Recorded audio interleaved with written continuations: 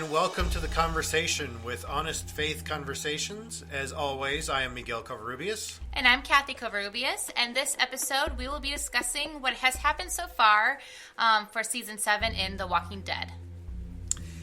All right, so let us jump in. If you have not watched The Walking Dead, and especially Season 7 thus far, spoiler warning, there will be spoilers in our conversation because obviously we're going to be talking about what has happened.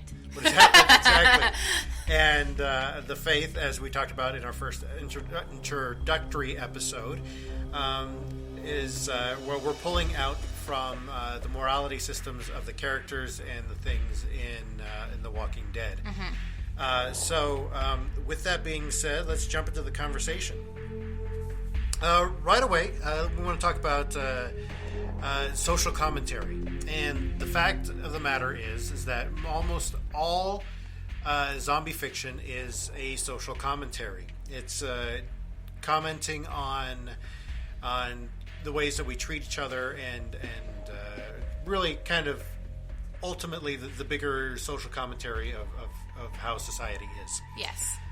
There was this wonderful YouTube video. If you do not subscribe to Wisecrack, I would really recommend going to YouTube and finding Wisecrack. Make sure that you subscribe to them and let them know that we sent you so that they can send more people to us too, because I'm pretty sure they don't know I'm commenting here or I'm publicizing their video within this. But they have done a philosophy of The Walking Dead, yep. which I thought was an excellent episode, and I think he really covered very well. He did, yeah. What the philosophy of the characters and what it was that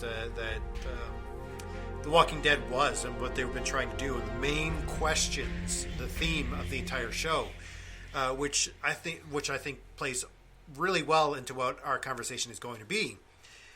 There are these three things: is that The Walking Dead talks about what constitutes life, what constitutes living, mm-hmm. and what constitutes being human. So a lot of these things are pretty evident throughout the show, pretty evident through the characters and everything else like that.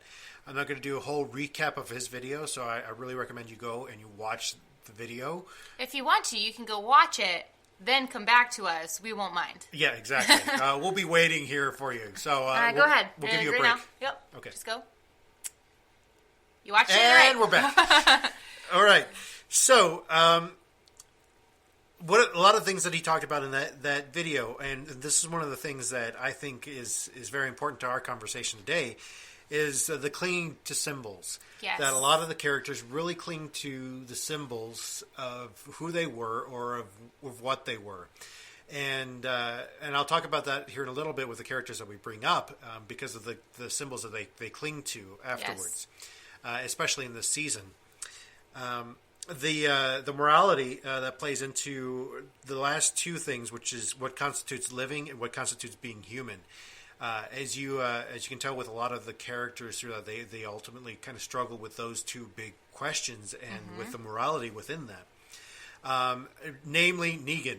Negan has kind of done away with this whole idea of having a moral system. He's just doing what feels good to him. That is his moral system. Well, he does. Okay, arguably, he does have this weird morality thing. Like he does. Like, for women, for example, like, if they don't want to have sex with him, then he's like, okay. And, like, he even tells, like, people in his group, like, yeah, but hey, he makes life difficult for them. He does make life difficult for him, yeah. But he tells his men, though, like, yeah, have sex with whatever woman you want, but if she says no, leave her alone. Yeah. So, he's so weird. Like, he doesn't care about you actually, like, he doesn't care about your life, like, whatsoever. Like, he could care less.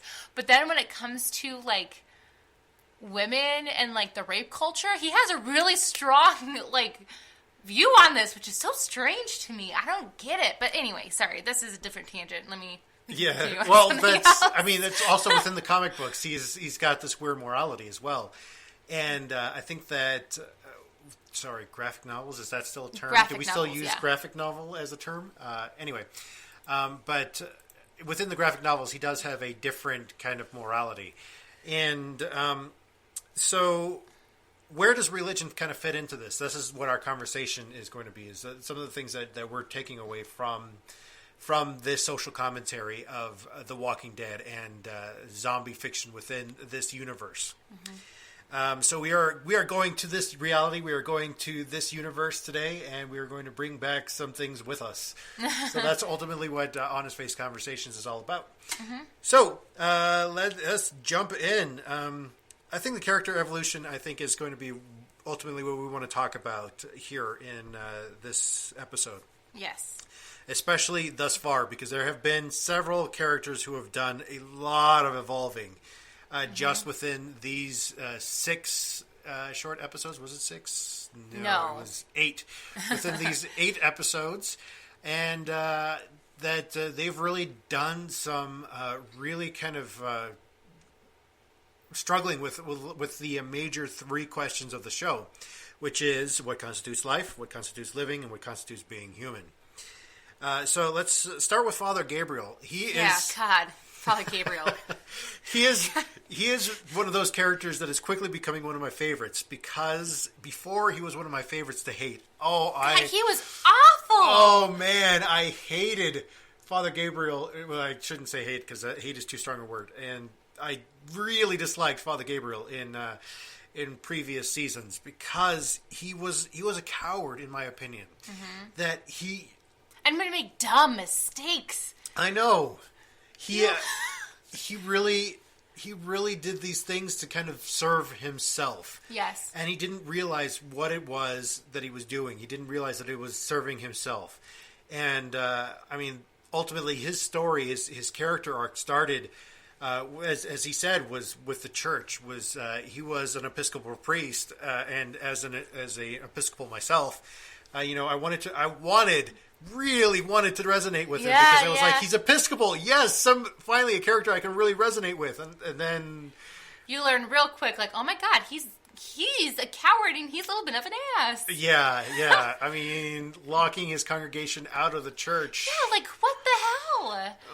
Granted, he didn't have the supplies to take care of him and stuff like that, but still, I mean, at least give him shelter. I mean, and in Christianity, like, you're supposed to give the little that you can give to help those who don't have anything. And these people literally were like, Father Gabriel, let us in. We want to live, even if that means only living through the night in this church. We want to live. And he was like, nope.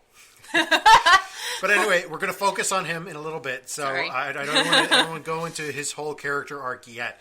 But I think that in this season, he has really, really evolved. Yeah, he's definitely changed. And we'll talk a little bit more about that here in a little bit, because I want to focus on him.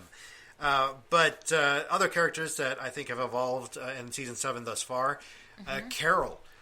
Carol has really evolved. I think that she's really coming to terms with her struggle, finally. Yeah. You saw in Season 6 that she had the struggle of not wanting to kill anymore.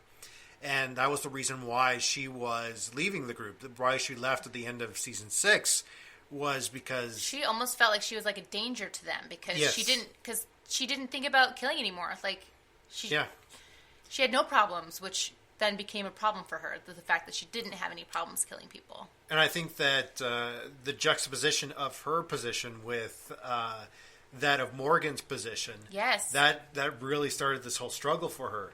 Is that she was beginning to feel those things, those issues that she should have before, which was like with the 2 little girls and Look at the Flowers. Oh my goodness. If you didn't cry at that episode, you have no soul. And I have no problem saying that. Okay.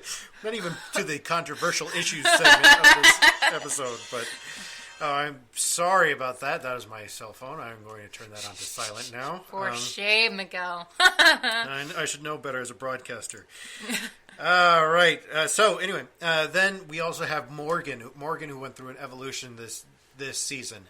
Which, even though he was really only in, I think, 2 episodes, now that it looks back, 2 or 3 episodes this season, thus far, that he's gone through an evolution. I think that you saw him going from where he was, and he started at the end of season 6. At the end of season 6, in that I think it was in the last episode, where he struggles to kill the guy who's about to kill Carol. His whole morality system became into question. Then was I'm not going to use guns anymore. I'm not going to kill anymore. It drove him mad, quite literally. If you hopefully you've watched spoiler alert. The whole series thus far, and I mean his whole evolution is different. He's completely a different character than he was in the comic books, but his evolution into this Aikido badass that doesn't kill anybody, that really believes in the sanctity of all life, that that's really becoming into question for him, and that you see him struggling with that, the evolution of Morgan, and trying to really kind of to bring that into light, is that you saw that he realized that in this world, in this universe, that you had to kill, and he's struggling with that because he wants to believe in the sanctity of all life. And I think that's ultimately, I resonate most with Morgan, with his struggles, because I think that's, we'll talk about that in a little bit, but he's gone through an evolution in this season thus far. And ultimately, of course, because it is a Rick-tatorship, you have Rick, who has been in the most episodes thus far this season, and I think he has, ultimately because the first episode was about him, but because his very short term evolution from going from the badass leader who is going to lead them through all situations, that he was the Rick-tator, that I think like Rick honestly thought that he was invincible until he met Negan, and until Negan did what he did and completely like destroyed his family. Like essentially, like let's just say like their group, we always call it like Rick's group, but really over the course of this time, like it's become Rick's family. Yeah. And when Negan went and killed the first 2 members of his family that he did, like Rick was like, shit. Like, really? I have to put the profanity tag on this one. Sorry. Well, really, Glenn, like, if you think about it, Glenn has lasted longer in this environment than Rick has, because Rick was in a coma for a while at the beginning, so he had no idea what was going on, where Glenn, like, he saw this shit, like, happening, and he was lasting longer than Rick, and then all of a sudden, now he's gone. So, like, if Glenn can't make it, this kid who was scrawny, who you thought would die eventually, if he made it this far, but now he's dead, like, that, I think that kind of clicked into Rick, like, oh shit, like, I could die too. Yeah. Like, I am not as invincible as I thought I was. But I'm glad that over the course of these couple of episodes, especially what happened with the last one, with 2 more people dying in his group, and him going, okay, like, I trusted, like, he actually trusted Negan that he wasn't going to kill anymore as long as, like, they followed the rules. And they really did follow the rules, and Negan still killed 2 more people in his group. And I think that was just Rick's turning point. Like, he's like, no, you're right, I can't do this. Like, we have to stand up to this asshole. Yeah, and I think that we'll ultimately come back to him in when we're talking about their arcs in relation to morality and faith. And I think that his morality system was greatly shaken throughout this season. And you saw that very clearly in the first episode, was especially in that moment where Negan told him to cut off Carl's hand, even though most of the viewers wanted him to actually do it, because then one, it would be in line with the comics again, because Carl is missing a hand in the comics, but there is, but also because Carl's kind of whiny, and you saw this. You saw this in this season as well, as him running off to try to do it on his own. Yeah, come on, kid. I just want to be like, Carl, sit your ass down. Like, he is Carl Papa after all. Though. Yeah, Carl Papa. So, there's we'll talk about that more in the morality and the faith system, but. Yeah, these are the characters I think that really evolved majorly throughout throughout the season. So anyway, I wanted to focus on Father Gabriel because Father Gabriel is quickly becoming one of my favorite characters. Like I said, like we talked about his beginnings within the church, that he began as a priest, and I wish that I could say that as a priest that I didn't know any priests like him, but the truth is, I do, and I know way too many priests that are like them, they're just too afraid of saying something to set somebody off, or too afraid to do something that would create controversy in their lives.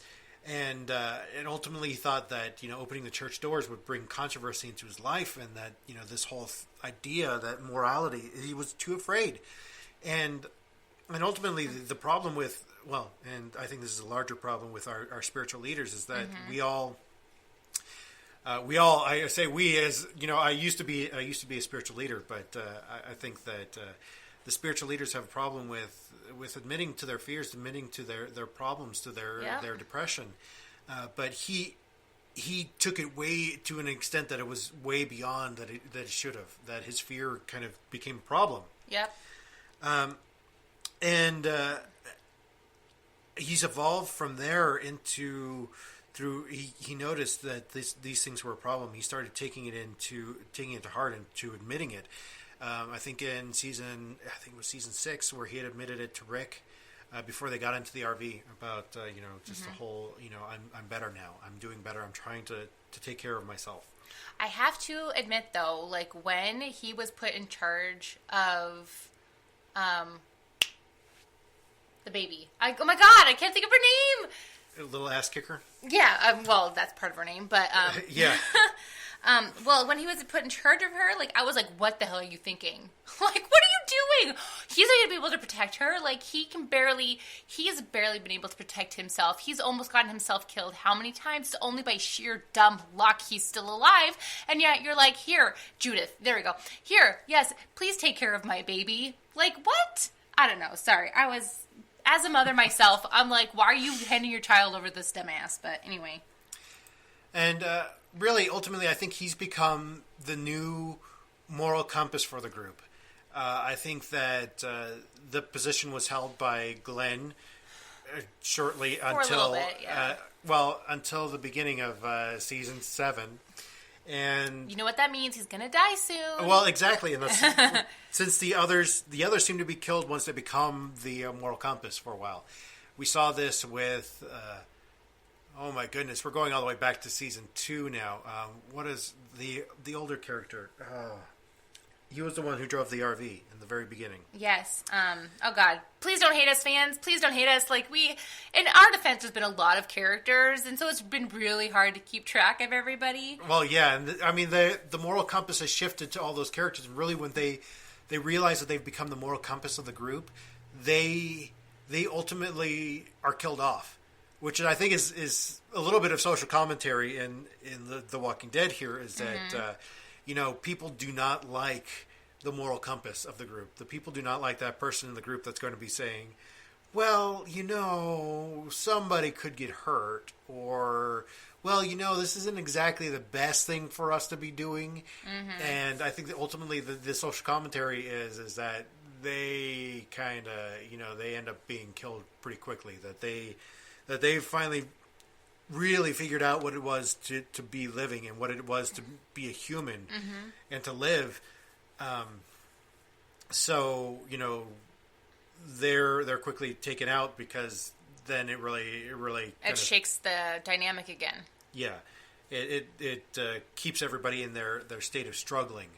They're being in that journey. So I'm not too hopeful that Father Gabriel is going to be with the series too much longer, because he's become the moral compass, and that's he's become a trustworthy character, and even in a very short amount of time, from the end of season 6 to now, is we saw in the mid-season finale when he's talking with Rosita in the church, which I thought was a huge symbol there, that ultimately we have this man he's been holding on to the symbol for a long time, the symbol of the dog collar, as we call it. The symbol of the collar, and the symbol of the church, and the symbol of the Bible, and all of these things that ultimately I think that a lot of people will get rid of in the apocalypse, in the zombie apocalypse, that he's been holding on to these things, but he's finding things from them to move on with, to figure out what it means to be a human, what it means to be living. And in his conversation with Spencer as well, oh man, his conversation with Spencer, I loved that conversation. I wish that I could just have that on a loop for some people and be like, okay, right now you're being an ass, but you can recover from it. You can get better. And that was one of my favorite parts of this mid-season finale was that part there. But he's becoming to a trustworthy character. That whole episode, I think, showed him as a moral compass for the group that will ultimately help them to figure out what it means to be alive and what it means to be a human being in the apocalypse. I would like to add that I feel as though, when he first appeared in the series, that he definitely was using his faith as a shield for himself. And now, all of a sudden, he's now using his faith to help give that shield to other people. He's still not afraid to talk about faith and to talk about God to people, even in the middle of the apocalypse. Even Negan makes fun of him. He's like, what? Why are you here? But he's also not afraid to kind of tweak morals a little bit. I mean, he lies. He flat out lies to Negan, essentially, by digging those graves in the back that are empty. Making Negan feel... I think that was his redeeming point. Yeah, exactly. That was a point that when I was like, oh, that was his idea? Okay, well, I guess he's okay.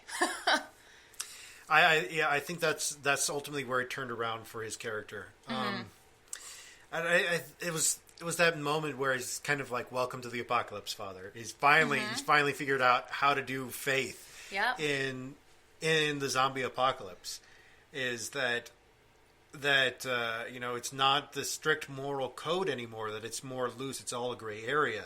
And I think ultimately that's kind of the social commentary of zombie fiction, as it were, is saying that, all of our morality is gray area. That we ultimately have to kill these things that look like human beings, but that's in metaphorical terms, it's kill these things that seem like they're good moral things, that they're good things in our own lives, because ultimately they're past their due date, they're past death. Is that we keep them alive because some reason or another, nostalgia maybe. Yeah. And I think ultimately, Father Gabriel's kind of recognized that, and that's what's enabled him to become a priest, a good moral compass, a good spiritual leader for the group, because he's recognizing this in himself and seeing that some of these things he can't hold on to anymore because it's past its due date. It's past time when it's relevant. Yep. And I think this we'll bring this up again in the controversial issues segment of our show. But I think that Father Gabriel really, I think, is showing the arc for season 7, which I think is a good arc. And critically, it's not been one of the best arcs for the show in a season, but we can always say it's at least it's better than season 2. Yes, at least they're not walking around just going, "Hey, where are we gonna go now, guys?" Yeah, we're at a farm. Let's do some farming stuff, and things, and trying to figure out where Coral is and Coral. So. Ultimately, I think that it's a good arc. It's going in a good way, and I think that the commentary is thick in this one. But this one, you have to dig a little bit deeper into each of these characters to see where that arc is going. Yeah, I think the showrunners are relying too much on people having watched everything thus far which is a good thing in my opinion, because ultimately I think that it makes the show a little bit smarter. But in the long run, I think that it doesn't cater to the least common denominator, which is what I think makes a show ultimately not critically received as well. Yeah. Like the fact that there's so many people who judge episodes based on how many walkers and how many deaths there are in the episode. So, Yeah. like, if there's not a lot of walkers and if there's not a lot of deaths, then they give it a bad review. But you could, if you, like, look at the story itself, it could be great. Oh, like, Morgan's episode where he goes back and we learn about, like, where he was and why he is the way he is now when he, learned... Aikido. Yeah, when he learned Aikido. People hated that episode. Like, people hated it. I personally loved it. Like, that story arc, I loved it. I loved learning why he is the way he is. And I don't know, I would kind of honestly say that those people who didn't like it aren't necessarily the most hardcore fans because they can't see the value in each of those episodes, even if they are, quote-unquote, slow episodes.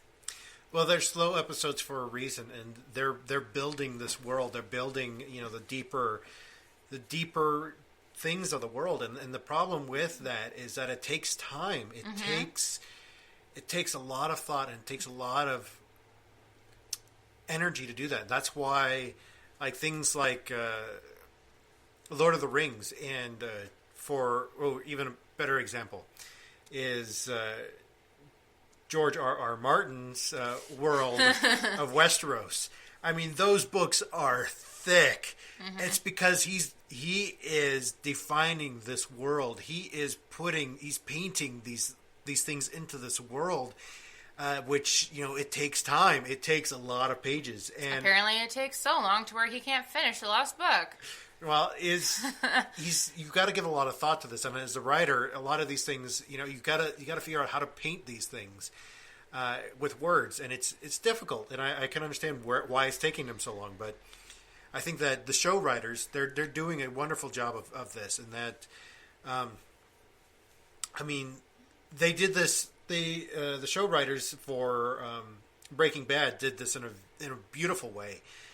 They made it entertaining while they were filling the world, but there's these things like The Walking Dead where it's going to take a lot more time. It's going to take a lot more energy. It's going to take a lot more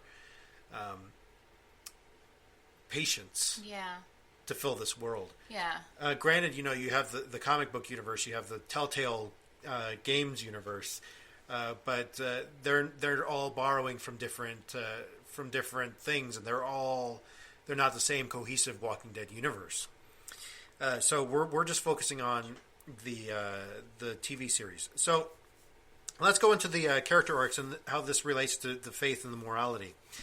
I want to talk about this in terms of characters. With I think Father Gabriel, we talked about this a little bit about the gray area. Is that the gray area is where we're going is a lot of these things is it's all a gray area, and for Carol, she's desiring not to kill anymore. She is desiring to really struggle with this idea that her gray area was way too gray, was way too black, and that that she shouldn't just kill everybody because she's got to kill everybody.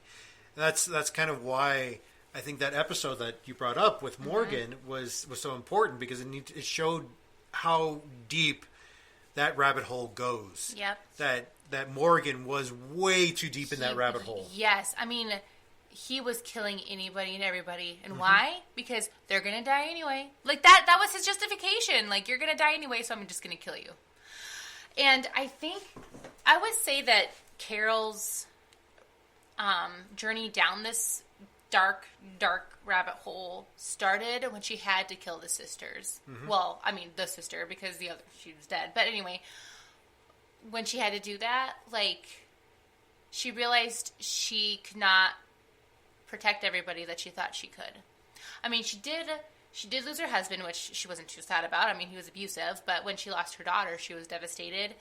And then she thought that with these girls, like, maybe I could protect them as like almost a substitute for my own daughter. Yeah. And she wasn't able to, and I think that really kind of started her down this. Well, that's why she was teaching the kids these things. The self-defense was because she couldn't teach her daughter. There was a way to substitute. You saw her morality kind of move in that direction, in that gray areas because of her daughter, especially. And I think that that's why she doesn't want to be around anybody anymore. She wants to struggle with this and struggle with, and I think that's why in the very first episode they showed her. Was it the first episode or was it the second episode They showed her or at the kingdom? Yeah, where they showed her getting to the kingdom, where she was seeing all the walkers as actual human beings. Yeah, and that she's struggling with this question of what constitutes living at that time. And so I think that she doesn't want to be around anybody anymore. She's afraid that her morality's taken her too far, but I think that Morgan ultimately is going to be the person that pulls her back from this. Well, I would like to argue that maybe she is isolating herself as a way to protect people while she's trying to figure out what she needs to do to fix herself. Like, I feel like she knows that this is not healthy. And she needs to figure out what she needs to do in order to make herself healthy again. Yeah. She needs to find her faith. Yeah. And that's why I'm saying is that Morgan is that way back for her, is because he's gone to that rabbit hole. And I think that once he opens up about that, is that he's gone to the deepest, darkest place. Like, she doesn't know him from before. Nope. We as Rick barely knew him from before, really. Yeah, that's true. We as observers have known him from before. We've known, kind of his whole arc from the very beginning when his son was with him, and when then we see him after he's lost his son, and then we see him again, when he's showing up after learning Aikido and all this other stuff in that episode, which shows how he got to the bottom of that rabbit hole, and we saw him going there in that one episode where they were in Rick's hometown. That he was kind of a little off his rocker and riding on the walls and everything else like that. But he really hit that bottom place when in that episode with his character arc. And I think he's struggling with his morality now too. He's struggling with that idea of that all life is sacred. Then how how am I supposed to protect life if life is going to kill each other? Well, and the guy who was after Carol, trying to kill Carol, I think Morgan realized if I don't kill him, he is going to keep coming after her. And she's part of my group. She's part of my tribe. I can't let that happen. So there's no other way around this than to kill this guy because he's just going to keep at it. Yeah. Well, and, Rick's morality system is really coming into play here too. Rick really kind of, his morality system has been all over the map, actually. So he's been, going from, this guy who was like, okay, I got to protect people. I got to be the sheriff. I've got to, be the police officer. And you saw that quickly moving away, that he no longer wears the shirt. He no longer wears the hat. He, those symbols of his moral system have been stripped away. That his new symbols are the hatchet and the his big gun, and which is funny because Daryl gives it back to him in this last episode. He's giving him that moral system back, is that he was broken of that from Negan, and Negan knew that was one of the symbols that he was clinging on to, which is why he took the hatchet from him. Most oftentimes, these characters, their symbols are in their weapon or in their like Michonne and her swords. Her sword. Katana. For Carol, it was that cross that she wore, and she got rid of that a long time ago. She's got her new symbol was her knife, that brass knuckle knife thing. Yeah, and is that was her knife, and I haven't seen that with her in this season thus far, and I think that morality system is kind of being. That's why I think that she's struggling with this right now, because her symbol's gone, her bearing is gone in this whole thing. Yeah, I'd like to go back to Rick and like his morality system. Yeah. I thought it was very interesting how finally the writers decided to let us know that Rick really does know that Judith is not his. Like, this is the first time we have we have heard him admit she's not my biological daughter, but she is still my daughter. Yeah. I agree, and I think that's a big thing. Is that as you said before about this being his family, that this group is when he encounters the people of Alexandria, you kind of saw that he was really reluctant to kind of be there and to put on that new symbol of being the police again, and really kind of struggling with that and that whole character arc. But now I think the big character arc for him is trying to figure out how to keep his family together. That moral system for him is how to keep his family together and how to ultimately come together into that community. All right, so now with a few minutes left, we've got our controversial issues section of our broadcast. I really want to bring this up because I really want to talk about this, is that I think that ultimately as Walking Dead being a social commentary, that one of the things that I think Walking Dead is as an allegory for the Western Church. And as we talked about with millennials in our introductory episode, and as I put forward posited in this earlier in this episode, is that that the walkers being ideas, is that those things that are past their due date, or that we're keeping alive because of nostalgia or whatever.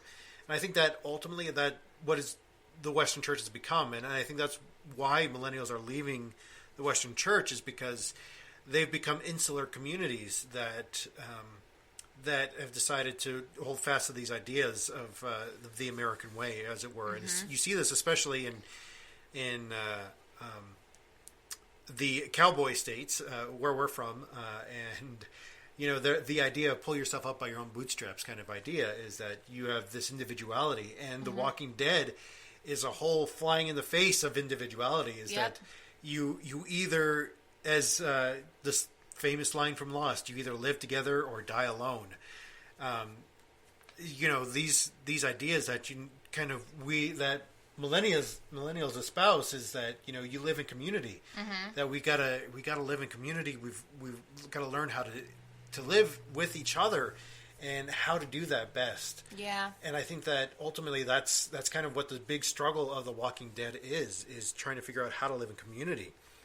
And the moral compass of the show kind of tends to die off really quickly, and that's the idea, is that once you figure out how to do these things, that you end up becoming irrelevant in a sense. Yep.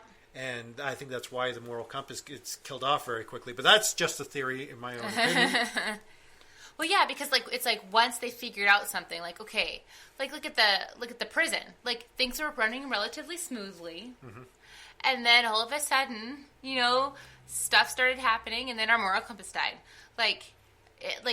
Because the way he was going with his morals,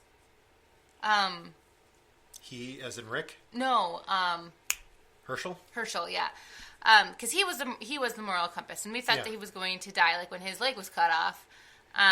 No, that's when Beth was the moral compass of the group, and then, jeez, she was a moral compass of the show for a little bit while after that. But Herschel took over until his death, and then she took over again, and she was a moral compass of the show, and then she was killed off, and that's.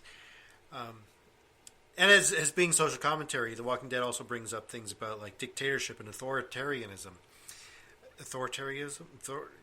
That word.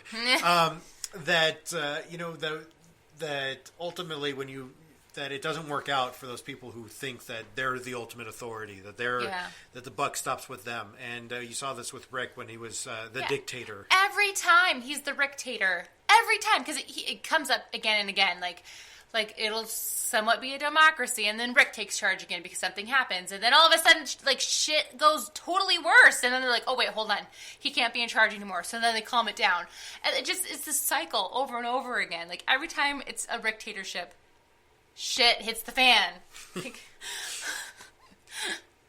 Faith kills these characters, and I think that ultimately their moral system kind of gets in the way with a lot of these things. Mm-hmm. So, with that being said, I hope you enjoyed our conversation about season 7 thus far on The Walking Dead, and our thoughts on the faiths of the characters and kind of the things that we're pulling away from that. Again, you can find us on Facebook, on Twitter, and on the website. Come find us, come email us, and be a part of the conversation. Again, that is honestfaithconvos@gmail.com. And thank you so much for listening. Come and join the conversation.